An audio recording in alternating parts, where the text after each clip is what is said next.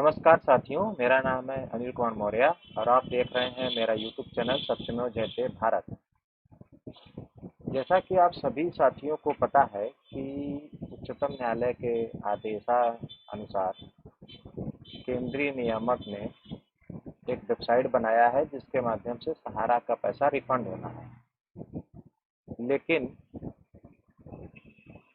आवेदन करने के 45 दिन बाद लगभग सभी साथियों को ये मैसेज आया है कि आपके आवेदन में कुछ कमी है। वो क्या कमी है, उस मैसेज के आने के 30 दिन बाद उस कमी से संबंधित पीडीएफ फाइल उनके आवेदन संख्या को लॉगिन करने पे उसमें दिखाई दे रहे हैं। तो आइए देखते हैं कि क्या वो सही है।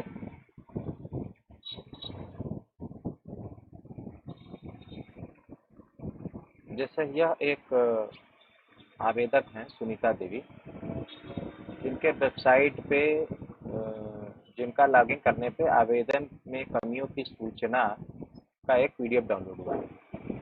आपको मैं बता देना चाहूँगा कि सुनीता देवी ने कुल 43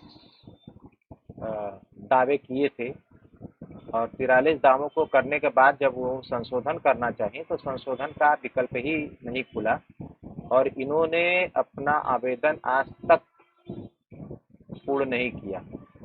उसके बावजूद भी इनका आवेदन कमियों में आ गया। अब ये आप देख रहे हैं कि ये दो पेज का आवेदन है। टोटल 4 पेज है, जिसमें से 2 पेज अंग्रेजी में है, 2 पेज हिंदी में है। तो जो हिंदी वाला 2 पेज है उसमें केंद्रीय नियामक ने उच्चतम न्यायालय के आदेश के 2 पैरा को कोट किया हुआ है।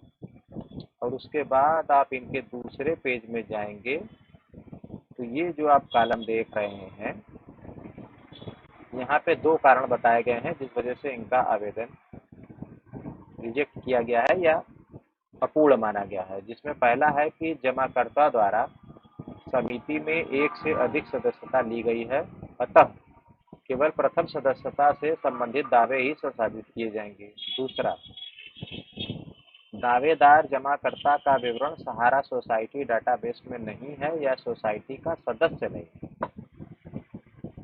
अब व्यक्ति कंफ्यूज है, परेशान है इन 2 कमियों को लेके।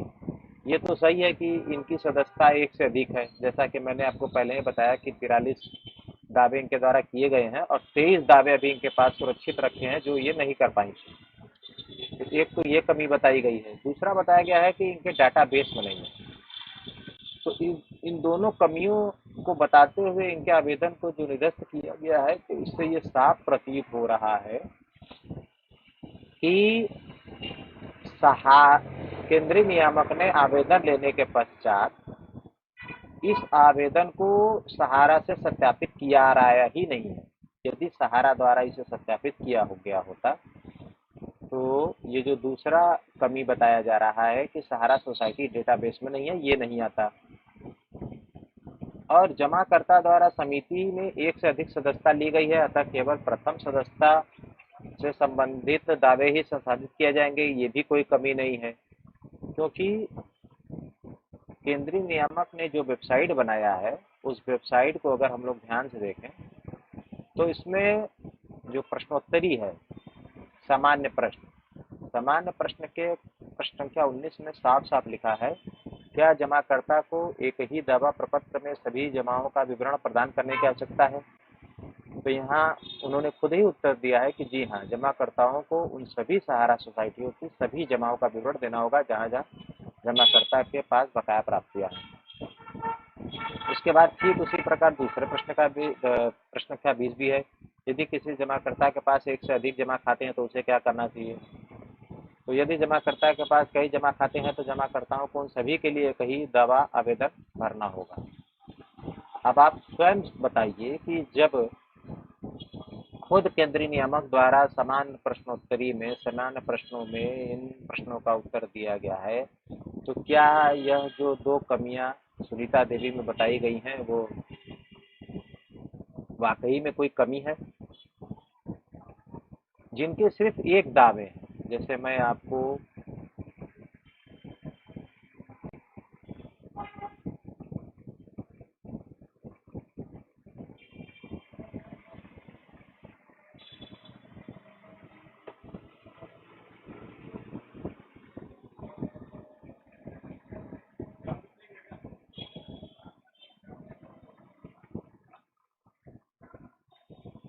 ये दूसरे आवेदक की कमियों को देखिए। इनका नाम है अन्नू कनौजिया। अब इनके आवेदन में जो कमी है उसको अगर आप देखेंगे तो दवा दावेदार जमाकर्ता का विवरण सहारा सोसाइटी के डेटाबेस में नहीं है।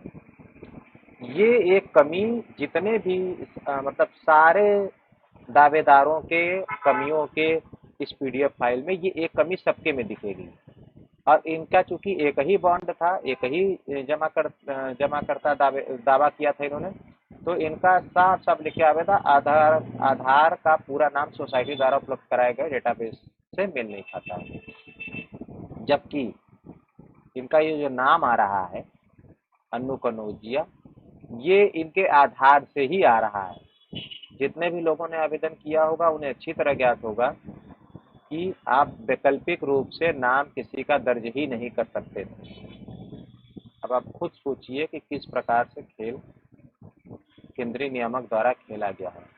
पहले इन्होंने अपने मन से यह तय कर लिया कि हम 10,000 ही देंगे, जबकि उच्चतम न्यायालय के आदेश में ये कहीं नहीं है कि आप 10,000 का क्लेम पहले सेटल करेंगे। उन्होंने 5,000 का वो दिया है, उसे उन्हें रिफंड करना है। लेकिन उन्होंने एक नया नियम बना दिया। उसके बाद आधार से लिंक आप विकल्प डाल दिया। उसके बाद ये शर्त ले रहे हैं कि 10,000 से ऊपर हम नहीं देंगे।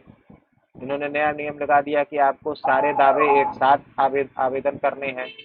चूंकि आधार द्वारा आवेदन हो रहा है तो आप एक का दावा करने के बाद दोबारा कर ही नहीं पाएंगे।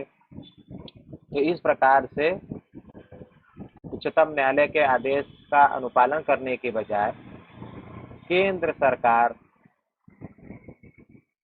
लोगों के साथ छल कर रही है। एक और बड़ा प्रश्न है कि ये दावे जो लिए जा रहे हैं इसमें जो मृतक हो चुके हैं उनके नॉमिनी द्वारा आवेदन करने की कोई वैकल्पिक सुविधा उपलब्ध नहीं कराई गई है। क्या सरकार ये चाह रही है कि इस दावे को सेटल करने के प्रक्रिया में और भी आवेदक या दावेदार मृतक हो जाएं ताकि ये पैसा सरकार के पास चला जाए? इससे साफ पता चल रहा है कि सुप्रीम कोर्ट का आदेश तो स्पष्ट है, लेकिन सरकार खुद नहीं चाहती है कि ये पैसा लोगों तक पहुंचे, या सरकार की इच्छा है कि ये कमजोर वर्ग है, ये लड़ नहीं सकता है, इसलिए इनके पैसे को कागजों में उलझाकर हड़प लिया जाए। इसके पहले भी सहारा और पीएसीएल के पैसे का आवेदन हुआ था जिसको सेबी द्वारा दिया गया था, तो सेबी की तरफ से कोई परेशानी नहीं हुई थी। सेबी ने अच्छे से लोगों का पैसा रिफंड किया। लेकिन जब से केंद्रीय नियामक के पास आया है और जब से केंद्र सरकार के गृह मंत्री इसमें इन्वॉल्व हुए हैं, तब से ये राजनीतिक अड्डा बन गया है, न कि रिफंड का। तो आप सबसे निवेदन है कि इस वीडियो को ज़्यादा से ज़्यादा लाइक करें, शेयर करें, फॉलो करें। और कोई भी प्रश्न हो तो कृपया कमेंट जरूर करें, उसका समुचित जवाब दिया जाएगा। धन्यवाद।